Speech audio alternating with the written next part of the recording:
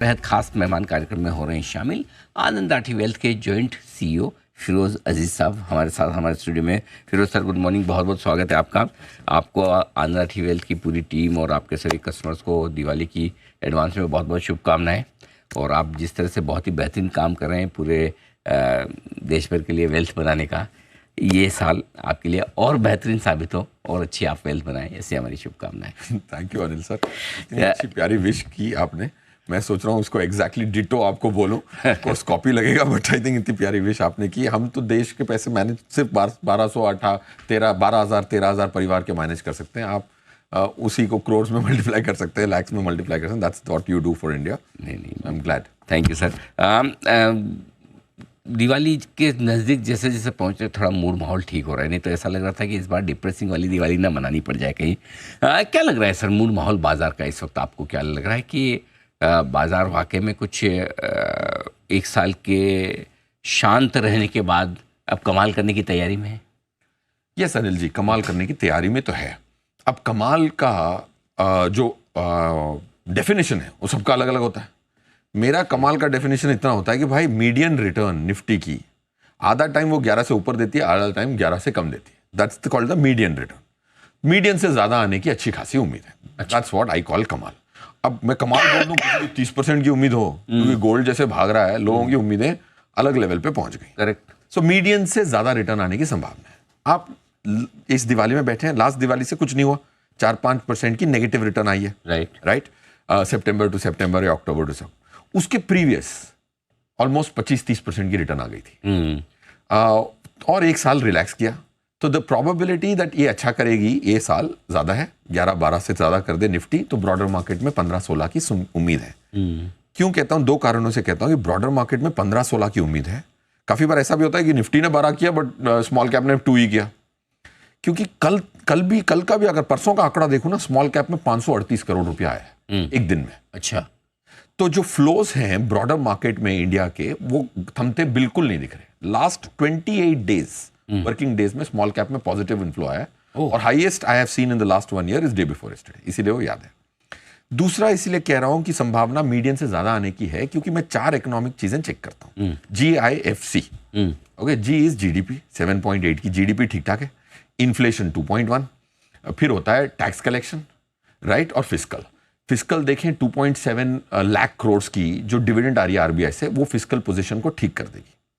Collection थोड़ा कम होगा because बहुत सारे सॉप्स मिले हैं जीएसटी में, but I think fiscal will be the only risky item. Tax collection अगर आप देख रहे हैं तो जीएसटी की टैक्स कलेक्शन 9.1% सितंबर टू सितंबर बढ़ी है। जुलाई का जो डायरेक्ट टैक्स का आंकड़ा है वो डिक्लाइन हुआ है, बट वो इसी कारण से डिक्लाइन हुआ है क्योंकि एक्सटेंशन मिली थी। सो ये पूरे जो पार्टी स्पॉयलर्स कुछ नहीं है GIFC में। GDP, inflation, F is for fiscal and C is for tax collection, right. तो मीडियन रिटर्न से ज्यादा आने की अच्छी खासी उम्मीद है। 11% प्लस में निफ्टी के रिटर्न, और अगर ऐसे में 14-15% आपके ओवरऑल मार्केट में रिटर्न बन जाए तो काफ़ी बढ़िया, काफ़ी मजबूत कहे जाएंगे। ये अच्छे रिटर्न आने की उम्मीद है क्यों आपको? किस वजह से आपको लगता है कि तेजी होगी? यस, तेजी इसलिए होगी क्योंकि देखो अभी हमने तेजी होने के लिए एक तो इकोनॉमी ठीक ठाक होनी चाहिए, उधर से कुछ बहुत बुरी खबर नहीं आनी चाहिए। दूसरा, जियोपॉलिटिक्स से कुछ धमाकेदार न्यूक्लियर वॉर टाइप खबर नहीं आनी चाहिए। माल बेच के बैठा होना चाहिए सब कोई। आप FII देख लो, बेच के बैठा है, right. Last 11 months DII inflow is greater than FII outflow.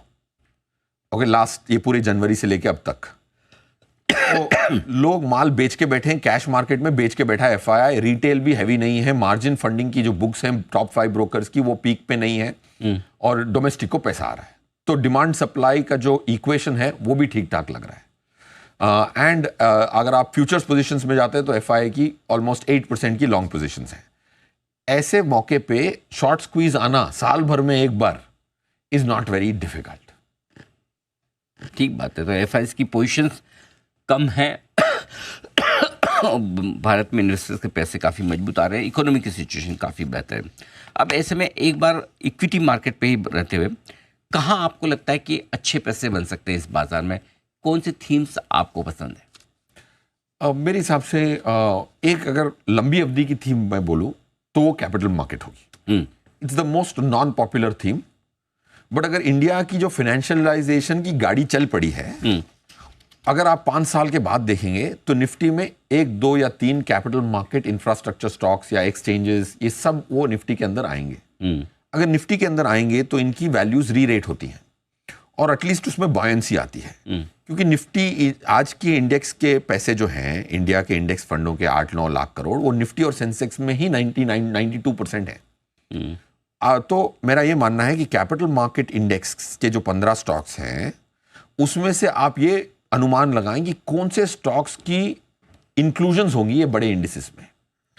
तो उन स्टॉकों में आपको निफ्टी अगर समझो 20-25% की कंपाउंडेड रिटर्न मिलने की उम्मीद हो, 26% पे पैसा 10 साल में 10 गुना होता है, राइट? 26% सुनने को बड़ा कम लगता है। तो you have to identify which according to you in the Nifty capital market index वो निफ्टी में आएंगे, क्योंकि zero representation capital market index का निफ्टी में 10 साल बाद होगा नहीं। और आज के जो स्टॉक्स हैं वो दैट्स अ स्ट्रक्चरल, ऐसा 1-2 स्टॉक लेके रखना, जो डिवर्सिफाइड पोर्टफोलियो नहीं बनाने की बात कर रहा हूँ। दूसरा मैं कहता हूँ कि वो ABCD जो कह रहा था, ई ऑटो में मैं बोल रहा हूँ कि लॉन्ग टर्म 3 साल की नजरिए से banking and auto and consumption theme की अच्छी बात यह है कि वो इम्प्लीमेंटेबल है without getting into too much. Consumption theme के फंड खरीद सकते हो, उसमें निफ्टी के 4-5% की अल्फा आने की उम्मीद है। क्योंकि देखो, अब जो मैंने बोला कैपिटल मार्केट इंडेक्स में से 2 स्टॉक चुन के 10 साल होल्ड करना, उसके लिए आपकी राय चाहिए होगी, आपके एक्सपर्ट्स की राय चाहिए होगी। अगर आप एक थोड़े पैसिव हैं तो this is what I would say. Interesting है, क्योंकि इस थीम से कई सारे स्टॉक्स ऐसे होंगे जो अल्टीमेटली इंडेक्स में शामिल होंगे। अब आइए, चूंकि आपकी तो बड़ी गहरी पकड़ सारी एसेट क्लासेस में, आप वेल्थ जो देखते हैं, सोने चांदी में लोगों को लगता है लेना था रह गया है ना, है फिर भी मतलब मन भरता नहीं है। क्या एक मौका मिलेगा सोने चांदी में फिर से खरीदारी करने का? अनिल सर, मौका तो मिलेगा ऑफ कोर्स। मेरी पकड़ कम है, आज जूते भी पड़ते हैं क्लाइंटों से, यार तुम लोग पकड़ क्यों नहीं रखते गोल्ड पे? अब रिसेंसी बायस भी कोई चीज़ है, एक आदमी 1,20,000 पे देखता है, बट हम एडवाइजर हैं, मतलब डिस्ट्रीब्यूटर हैं, तो हमारा फर्ज बनता है कि एक पॉइंट टू पॉइंट ना देखें, और हर दिन अगर मैं 2010 से हर दिन खरीदता गोल्ड और 5 साल बाद बेच देता, तो रिटर्न क्या क्या आती समझो। हर दिन अलग अलग इंसान खरीदता, करेक्ट। तो सबसे खुशनसीब इंसान को क्या कंपाउंडेड रिटर्न आई और सबसे बदनसीब वाले को क्या आई, वो हमने स्टडी करी 5 साल के बाद बेचने पे। एवरेज रिटर्न इन सब इंसानों की आई 8.32% कंपाउंडेड। इंसान गोल्ड को कंपाउंडेड में, अनफॉर्चुनेटली गोल्ड और रियल एस्टेट को कंपाउंडेड में नहीं देखता है, बट हम तो डिस्ट्रीब्यूटर हैं तो हमें देखना पड़ता है।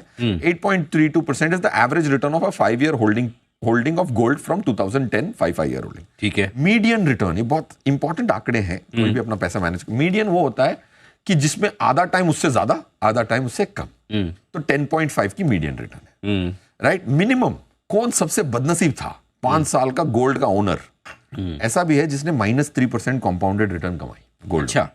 आज जब हम देखते हैं 1,20,000 रुपए गोल्ड, हमें लगता है कि हम सब खुशनसीबी होते हैं। 5 साल के होल्डर -3% भी कमा चुके हैं, सबसे खुशनसीब वाले ने 18% भी कमाया। सो गोल्ड की जो रोलिंग रिटर्न्स हैं 5 साल की, वो अभी भी सिंगल डिजिट पे हैं। अच्छा। पॉइंट 1। तो आप अगर डेट में बैठे हैं तो आपको अफसोस करने का पूरा अधिकार है। अगर आप इक्विटी में बैठे हैं ज्यादातर, तो उसमें अफसोस करने की बात ही नहीं है आपको। दूसरी बात, करेक्ट। तो गोल्ड आज जो स्थिति पे है, मेरा ये मानना है Anil sir, what ever humble opinion, that gold की जो रैली है वो टेक्निकल रैली है। ऐसा नहीं है कि लीनियरली आएगी, 3 साल में बढ़ के आएगी। तो मैं तो, अब मेरे क्लाइंट एक जिद कर रहे थे, मैंने कहा उसमें आप गोल्ड के ETF में भी ना जाएं, गोल्ड के फंड में भी ना जाएं, और गोल्ड फिजिकल भी ना करें। MCX गोल्ड को लॉन्ग कर लें। ओके। उसमें ना तो असल लगता है आपका, सिर्फ मार्जिन लगती है। म्यूचुअल फंड को मार्जिन दिया, 3 रुपए का मार्जिन दिया, और 10 रुपए का माल खरीद लिया आपने। और MCX फ्यूचर्स में जो गोल्ड की रोल ओवर कॉस्ट है, वो दिसंबर की सिर्फ आधे % की है। अच्छा। मतलब आप अपना पैसा लगाएं, कहीं से निकालें, उस पर टैक्स भरें, उसके बदले MCX गोल्ड आज भी 800 रुपए ज्यादा चल रहा है गोल्ड के स्पॉट प्राइस से। तो दिसंबर तक की आपकी रैली आपके पास, फिर उसके बाद रोल कर लेना। That's a very very good strategy from a tax efficiency for a short term trade in gold. Okay, तो इंटरेस्टिंग है गोल्ड के लिहाज से। अब आइए फिक्स इनकम। क्या फिक्स इनकम में भी इस दिवाली से अगली दिवाली तक निवेश का मौका बनता है? अगली दिवाली से फिक्स्ड इनकम में मौका बनता है सर। शॉर्ट टर्म पैसे के लिए। अगर आपको समझो कि 2-3 दिवाली के अंदर वो पैसा चाहिए तो फिक्स्ड इनकम चाहिए। फिक्स्ड इनकम भी दूसरे मॉडल से चाहिए। सिक्योर्ड एफडी कोई कॉर्पोरेट की ना खरीदें, राइट, बॉन्ड्स, अनलिस्टेड बॉन्ड्स या लिस्टेड बॉन्ड्स ना खरीदें जो सिर्फ ब्याज देते हैं। सिर्फ आपको हाइब्रिड फंड खरीदना है जिसमें डेट एंड आर्बिट्राज हो। उसमें टैक्स लगेगी 12.5% की 2 साल के बाद। उसके अलावा कुछ भी और अगर आपको बोला जा रहा है तो उसमें किसी और का ही स्वार्थ है, आपका नहीं। मीन्स आर्बिट्राज फंड में ही पैसा लगाना है सर। एक कैटेगरी है जिसमें डेट 2/3 होता है और आर्बिट्राज 1/3 होता है। आर्बिट्राज 1/3 डालते ही उसमें डेट की टैक्सेशन आ जाती है। सेक्शन 50AA, मैं सीए को आपको बोल रहा हूँ, it's very wrong for me to say that, but section 50AA जो आया था बजट 2023 में, जिसमें डेट फंड में होल्ड करने का शॉर्ट टर्म कभी खत्म ही नहीं होगा। शॉर्ट टर्म 50 साल बाद भी शॉर्ट टर्म, ये अंग्रेजी अल्फाज कोई मैच नहीं करता। तो ये जो डेट प्लस आर्बिट्राज की जो कॉम्बिनेशन है ना, वो 2 साल में उस फंड को लॉन्ग टर्म कर देती। लॉन्ग टर्म करते ही 12.5 की टैक्स आ जाती है। तो अगर मैं 7.5 कमा के 12.5 की टैक्स दूं तो मैं किधर पहुंच गया? 6.25 पे पहुंच गया। राइट, 6.25 पोस्ट टैक्स मिले तो उसको लेने के लिए मुझे 10-11% की एफडी चाहिए, जो कि है नहीं, मिलेगी नहीं। तो दैट्स व्हाई शॉर्ट टर्म मतलब debt fund plus arbitrage is a great tool. बिल्कुल। फिरोज सर, बहुत बहुत धन्यवाद आपका। आपने समय दिया, सारी एसेट क्लासेस को भी समझाया, बाजार के डायरेक्शन को भी लेके समझाया, और आपने सबसे बड़ी बात ये की कि थोड़े से एवरेज से बेहतर रिटर्न की उम्मीद आप कर सकते हैं इस दिवाली पर, अगली दिवाली को लेकर। और ऐसे में मार्केट में 14-15% तक के रिटर्न बनाने की उम्मीद रखी जाए तो शायद गलत नहीं होगा। Thank you so much sir, बहुत बहुत शुक्रिया।